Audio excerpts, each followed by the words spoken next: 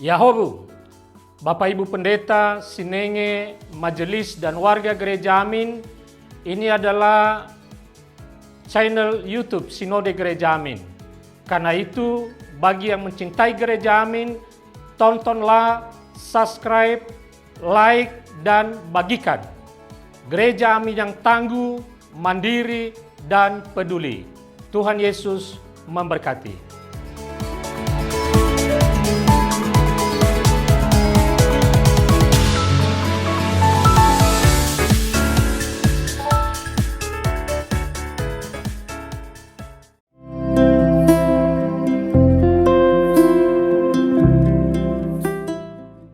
Hai teens, kembali kita berjumpa di TFC. Kali ini kita akan merenungkan satu tema, yaitu Raja Damai.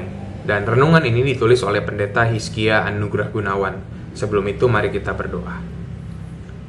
Ya Tuhan, kami kembali di hari ini hendak merenungkan satu bagian firman-Mu. Kiranya Roh Kudus yang menolong kami agar kami mampu mengerti, terlebih dapat mengaplikasikan di dalam kehidupan kami hari lepas hari. Di dalam nama Tuhan Yesus kami berdoa. Amin. Saya akan membacakan satu bagian dari Yesaya 9 ayat 5b. Dan namanya disebut orang penasihat ajaib, Allah yang perkasa, Bapa yang kekal, Raja Damai. Seorang pemimpin biasanya mendapat julukan berdasarkan karya yang ia hasilkan selama masa pemerintahannya. Misalnya Soekarno mendapat julukan Bapak Proklamator karena dia memproklamasikan kemerdekaan Indonesia. Presiden Soeharto dijuluki Bapak Pembangunan karena pada pemerintahannya terjadi pembangunan yang pesat di Indonesia. Begitu pula dengan presiden-presiden selanjutnya. Mesias yang dinantikan Israel pun memiliki julukan-julukannya sendiri. Dia disebut sebagai Raja Damai. Julukan ini mencerminkan karya dari Mesias yang dijanjikan. Julukan inilah yang dinyatakan Yesaya dalam nubuatnya. Kata damai yang digunakan Yesaya berasal dari kata shalom. Pengertian shalom bukan sekedar damai dalam arti tenang. Kata shalom memiliki arti completeness. Artinya seseorang yang merasakan damai tidak akan pernah hampa atau kekurangan. Dirinya akan selalu bersyukur. Damai seperti ini hanya dirasakan orang-orang yang adil dan benar. Oleh karena itu, inilah yang dikerjakan Mesias saat datang ke dalam dunia. Ia datang untuk menegakkan keadilan.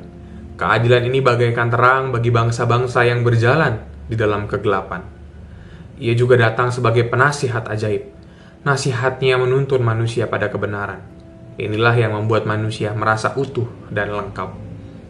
Teens, damai seperti inilah yang dibawa Yesus datang ke dunia.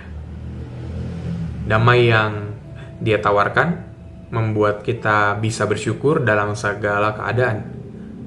Kasih dan sukacita tetap memenuhi hati, meskipun kita mengalami kesulitan. Kita pun tetap teguh untuk memilih hidup yang benar, meskipun godaan datang silih berganti.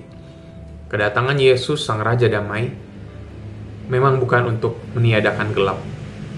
Ia mau agar kita tetap merasa damai, sekalipun perang dan konflik masih terjadi. Justru, kita perlu waspada jika damai yang kita rasakan bergantung pada situasi sekitar. Bisa jadi, kitalah yang justru jauh dari perbuatan adil dan benar. Mari kita berdoa. Ya Tuhan, Mesias yang datang ke dalam dunia, membawa damai di dalam kehidupan umat manusia, biarlah damai itu juga senantiasa tinggal tetap di dalam kehidupan kami, damai yang membawa keadilan bagi sesama kami. Dan kiranya kami juga dapat menjadi pembawa damai tersebut di dalam kehidupan kami, dimanapun kami berada. Di dalam nama Tuhan Yesus kami memohon. Amin. Demikian renungan di hari ini. Sampai jumpa di kesempatan yang lain. Jangan lupa like dan bagikan ke teman-teman yang lain.